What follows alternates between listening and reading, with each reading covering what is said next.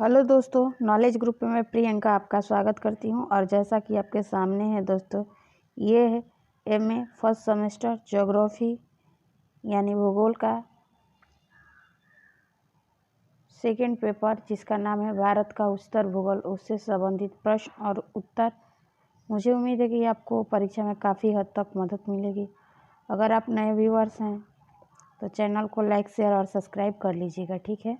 तो जैसा कि आपके सामने प्रश्न है, ये है भारतीय कृषि के भविष्य को रेखांकित कीजिए, ठीक है। ये शॉर्ट क्वेश्चन और आंसर है दोस्तों। जब आप इसको लिखेंगे, इसका उत्तर तो लिखेंगे। भारत में हरित क्रांति की शुरुआत 1966 से 67 में मैक्सिको में विकसित नवीन उर्वरक प्रतिचारी गेहूं की बौनी प्रजाति के प्रयोग से हुई। इस नई नीति में ने उन्नतिशील बीजों के प्रयोग के कार्यक्रम पर अधिक जोर दिया।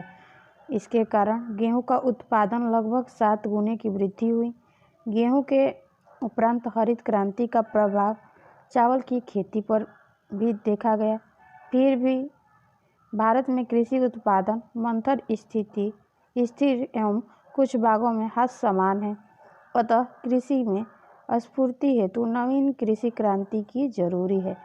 भारतीय कृषि का भविष्य द्वितीय हरित क्रांति पर आधारित है। जब हरित क्रांति को कृषि के नए क्षेत्रों पर लागू करने की आवश्यकता है। भारत के जनसंकुल देश में हरित क्रांति के अंतर्गत ऐसे प्रौद्योगिकी के अपनाए जाने की आवश्यकता है जिसकी लागत कम हो तथा जिसमें श्रम का न्यूनतम विस्थापन संभव हो। हरित क्रांति का प्रभाव अब गेहूं, चावल, मक्का, बाजरा आदि तक सीमित रहा है, जबकि दलहन, तिलहन, मुद्रांगनी एवं चारा आदि के फसलें इसके प्रभाव से वंचित रहा है। इसी क्रांति का लाभ पंजाब, हरियाणा, उत्तर प्रदेश के क्षेत्रों तक ही सीमित रहा। देश के अन्य क्षेत्रों में इसे लोकप्रिय होने में काफ़ी समय लगने की संभावना है। भारत के प्रधानमंत्री और राष्ट्रपति दोनों ने ही वैज्ञानिकों को द्वितीय हरित क्रांति में सहयोग के लिए आह्वान किया है। कृषि क्षेत्र में 4% वार्षिक वृद्धि का लक्ष्य रखा गया है, जिसे सिंचाई, जल प्रबंधन, बंजर भूमि विकास, कृषि विविधीकरण, कृषि शोध को बढ़ावा देकर प्राप्त करने की रणनीति अपनाई जा रही है। तो ये थे क्वेश्चन और उससे संबंधित उत्तर, ठीक है दोस्तों। अगला प्रश्न है आपके सामने दोस्तों, वो है कि कृषि विविधीकरण से आप क्या समझते हैं और इसका वर्णन कीजिए, ठीक है। जब आप इसका उत्तर लिखेंगे दोस्तों तो लिखेंगे कृषि विविधीकरण से आशय एक समय विशेष में किसी क्षेत्र में बोई जाने वाली फसलों की संख्या से। यह कृषि क्रियाओं के गुणन का सूचक है, जिसमें विभिन्न फसलों के बीच तीव्र प्रतिस्पर्धा का पता चलता है। प्रतिस्पर्धा जितनी ही तीव्र होती है, कृषि विविधता का परिणाम उतना ही अधिक होता है। कृषि विविधता आज स्थिर कृषि एवं आधुनिक कृषि पद्धति की प्रमुख विशेषता है।